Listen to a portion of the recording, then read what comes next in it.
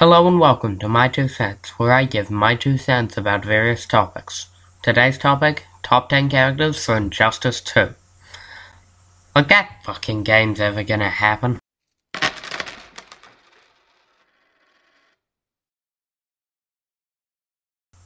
So, Injustice. Fun, unbalanced as hell, fighting game with a great story and plenty of DC heroes and villains getting their asses handed to them. Good fun. As time goes on, I feel like we're running out of time for a sequel, so I'm gonna get some attention back on the subject, while also throwing out some free ideas of characters I think would be great picks. Yeah, cause the attention on my last video was so widespread and game-changing. Yeah, well screw it, I'm doing it anyway. Number 10. Oh, and this is assuming that all of the DLC characters are included in the new game. Red Tornado.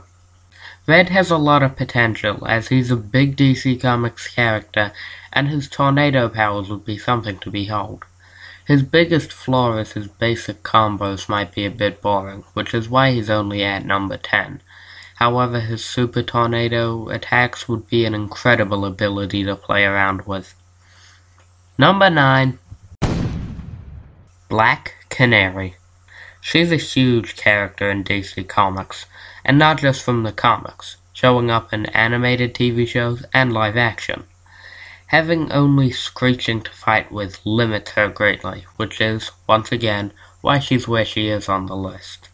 However, she's still a great martial artist, and could rack up combos before hitting them with a powerful sonic blast, or dazing enemies with high-pitched screams before setting them up for a fall. Number 8. Supergirl. In Injustice, one of the least satisfying characters was Superman. The whole plot revolved around him, and when you finally got to play as him, he was just dull. His moves were basic, and his super boiled down to punching the guy really hard, then dunking a bitch. So, the reason she only made number 8, despite being a DC Comics mainstay, and we only have 2 Kryptonians in the game so far, and they're the iconic alien of the DC universe, is the developers don't really seem to know how to handle Kryptonians. Supergirl, as I see her, would be a character that would focus on combos that off-balance opponents, juggling between hits with sudden blasts of heat vision and moving at high speed. She gets behind them and knocks them down after hitting with a high combo, or punches them a bunch in the stomach before hitting with a powerful heat blast, sending them reeling. Seriously, Supergirl is a Kryptonian with an arsenal of moves, and was trained by the people that taught fucking Wonder Woman. Get creative with the combos. As for Superman, since I'm on a roll, just make his attacks very flashy, but not do as much damage as you'd expect. It's the only way to make him feel like Superman, without him killing everybody. Number 7. Blue Beetle.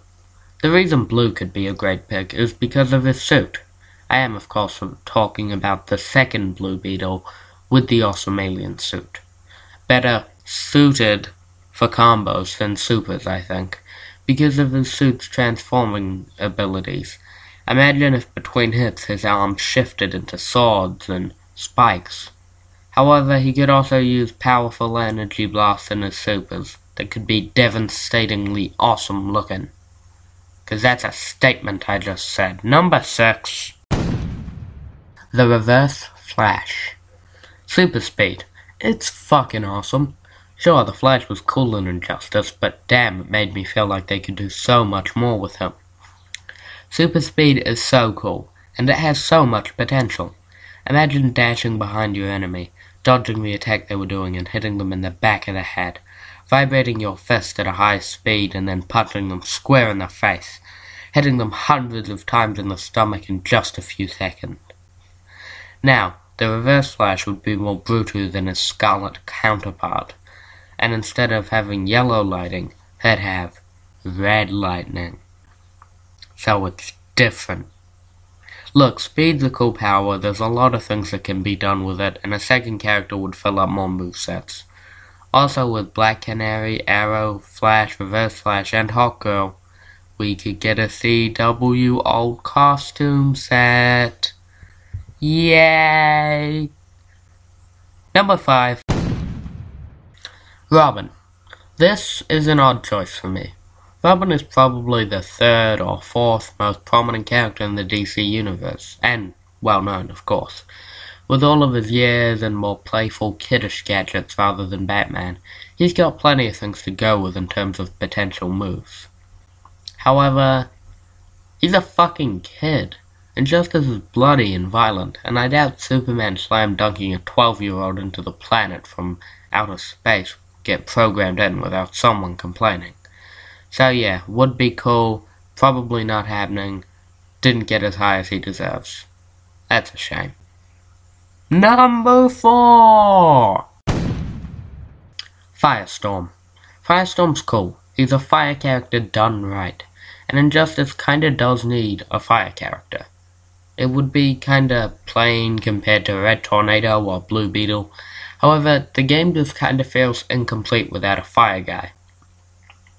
Plus, Firestorm is also more famous now with his Legends and Flash portrayals. So, yeah, he's a pretty good pick. Also, new character from the CW costume pack. Number 3. Beast Boy. I decided to put one less likely character in the top 3, just because it's more exciting to have more obscure picks, but I wanted to keep this list more or less realistic. But why Beast Boy? I thought through a few options. You'll probably see some of them in the honorable mentions. But why him again? He's a friggin' badass, that's why.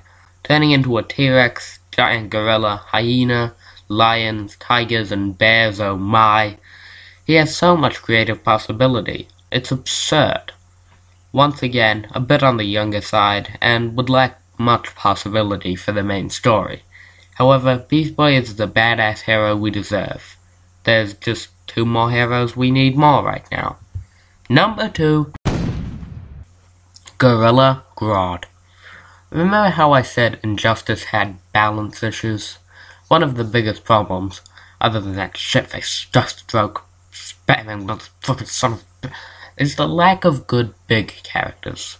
The best of the big boys is Grundy, just because of his swamp moves and epic tombstone smacks. However, imagine Grodd. Just a gorilla, leaping, dashing around, hitting them with Grodd Mind Blast, paralyzing them or shaking them up. Maybe even pulling out a ray gun to add more range. Grodd has some of the best possibilities as a heavy, and that's why he's my number 2 pick.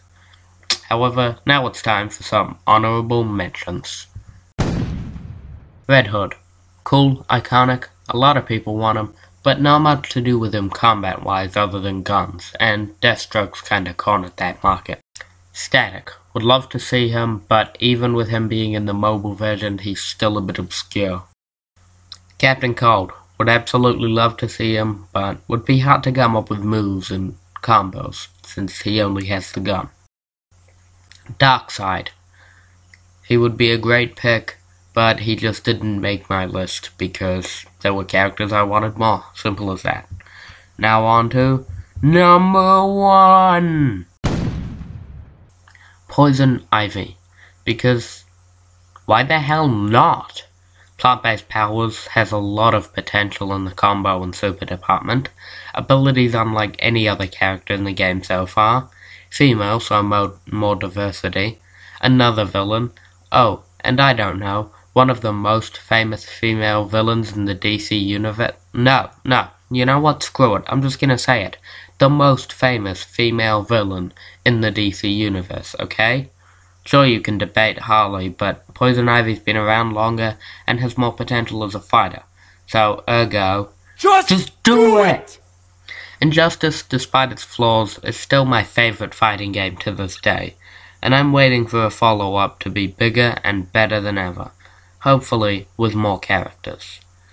Better techniques, tricks, and an even better story.